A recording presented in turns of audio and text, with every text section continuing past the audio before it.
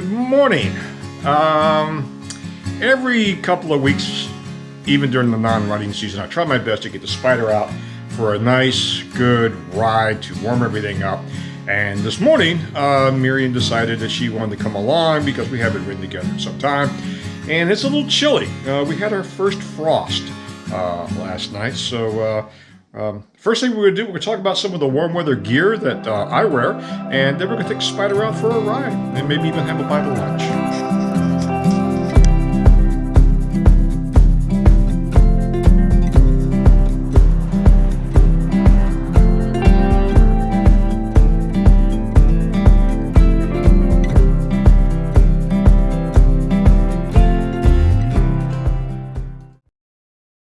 In preparation of the first cold weather ride of the season, I'm going to show you the gear that I will typically wear on such a ride. Start off with the base layer, a pair of wool socks, capilene base layer garment. Capilene is a very unique fiber. It is probably one of the warmest fabrics I have ever worn. It is very practical. It does move perspiration away from your skin, and it doesn't get damp with perspiration, and it is incredibly warm. Then for my top, I'm going to be wearing a fleece top, very comfortable. This one is got some years on it, but it's very warm and very practical. That's why I wear it. Next up, I'm going to be wearing a puffy vest. This is an electrically heated vest. Should I want to insert the battery and utilize the heating ability, I will do that, but I don't think we're going to need that today. Next, I will wear a neck gaiter to keep the wind from going around my neck, and a pair of waterproof winter riding gloves. It has a Gore-Tex lining, and they're quite warm. And if you combine them with the electrically heated hand grips of the Spyder, you're very toasty and very dry. Also, because they are waterproof, that means they default to being windproof. For the outer layer, I'm going to be wearing my mesh motorcycle pants. Why mesh? Because, well, it's the only pair of motorcycle pants that I have. But I'm going to be using the liner that goes with them. This is a waterproof and windproof liner. Combined with the mesh and the capilene, it does become a very warm and comfortable combination. My outer wear will be my Canon on-road bomber jacket. This is it's got a little bit of lighter insulation. It has built-in armor for protection, and it's also windproof and waterproof, so it also helps as a vapor barrier to keep the cold air from moving onto your body. And I will top it off with a pair of boots. These are the Merrell brand boot. Reason I like Merrell, because these basically are hiking boots. They're all leather. They're Gore-Tex, and I wore them on the trip to Canada this last spring. With all the rain we encountered, my feet were probably the only thing that stayed dry. But these are very comfortable boots. The reason I like Merrell, they make all the hiking boots that I have ever worn.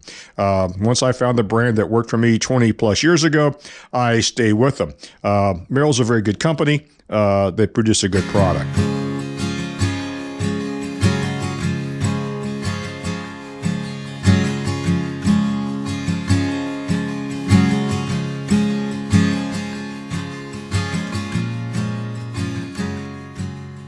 Well, we've got a little change of plans here. First, let me give you a little bit of a backstory. The 2014 RT Limited, which is what we have, has a suspension system for the main drive wheel in the back, which is a combination of a shock with a spring, and then to be able to adjust the ride comfort, you have the ability to adjust a hard suspension and a soft suspension with the flick of the switch on the instrument panel, and that there's a compressor that fills an airbag, which changes the ride configuration. Well, after we got back from the trip, we noticed the compressor had stopped working and the airbag is not holding air. And we've noticed that even with just me on the Spyder, and I am not a heavyweight guy, the shock appears to be bottoming out. So that's not a good thing. We want to go ahead and get that fixed. So Miriam said since we have some free time and the weather is relatively decent, just cold, that we take it over to our folks over at All Out Cycles and have them do a diagnostic on it. So that's what we're doing today. We're going to do that. You know, the weather outside today, it's in the low 40s. That was on my house thermometer and what the weather said the temperature is. And the Spyder thermometer says it's in the 50s. I still think it's been used to being inside the garage and it's not quite reading the actual temperature reading. So it is a little nippy out here, but the gear I've got on, it makes it pretty comfortable. Just a little bulky compared to what I would prefer, but at least I'm warm. And then after we drop off the Spyder, we're going to go out and have a bite of lunch and then go to Home Depot and get some Christmas decoration. You know, even though I complain about the cold weather, we live in a relatively mild climate where the weather in our area, if we get a snowfall of any accumulation once every other year, that's probably about normal for us.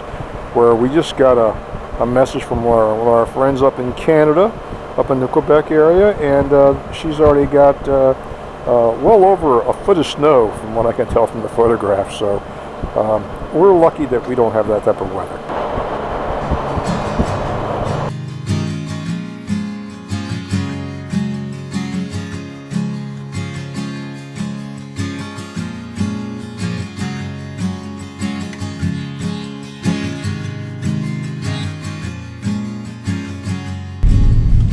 So the Spyder is successfully dropped off.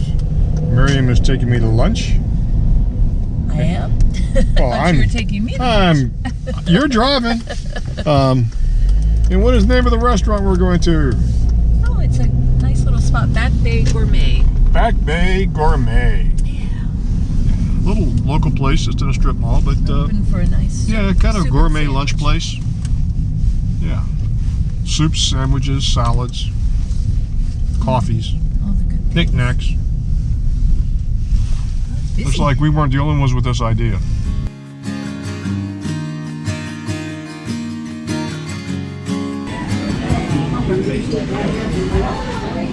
So Miriam, what are you having? Tomato soup with a turkey panini with cranberry relish. Yep. And BLT and tomato soup. It's a good day for it. And now a couple of quick tech tips for video. We've had this question several times, so I thought it'd be time to maybe do a video on this subject. One of the questions was, how do we capture our audio when we're writing or in the studio? Well, for writing, it's really easy. Each of our helmets are fitted with the Sena Prism tube. Sadly, this product has been discontinued.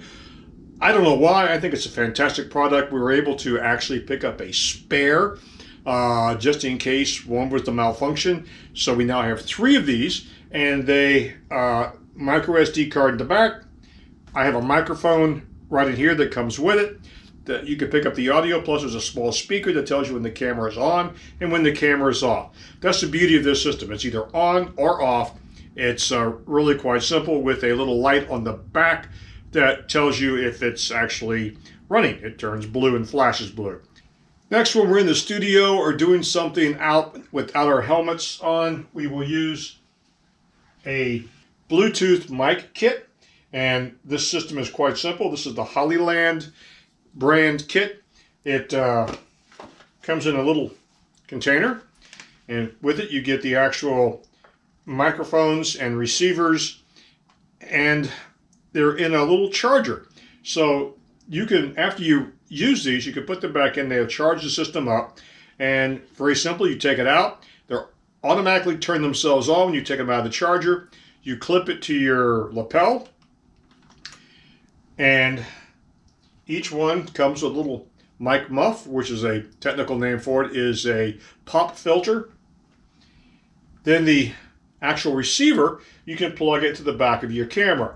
or any other device that tracks audio. We have found that for our purposes, the best thing to do is we marry it to our smartphone with the little attached cable that comes with it. I have a small free application from Android that allows me to it's a voice recorder, so it records the audio, and then using the Dropbox cloud storage system, I simply move the recording after it's done over to the cloud, and then on my desktop I can simply open the file, drag and drop the audio right into the actual video. Quite simple.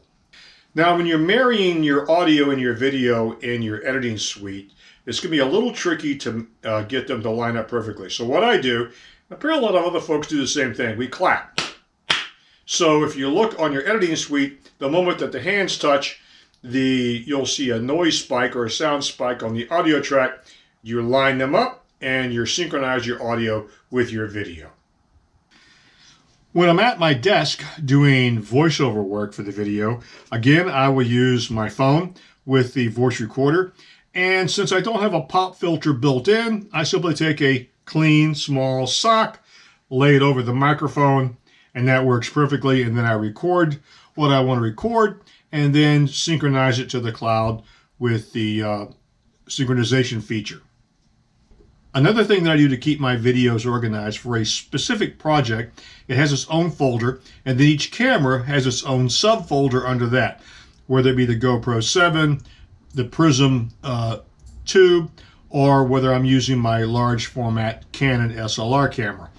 But when you're using that system, you may have a lot of clips in a file folder. So it's difficult to figure out which clip is which if you're shooting over a multiple day period. So what I will do, as you saw in the beginning of this video, I will start each video out with a date stamp or date card and shoot that as I turn the camera on, so when I open the video folder up, I can see that this video was shot on this date.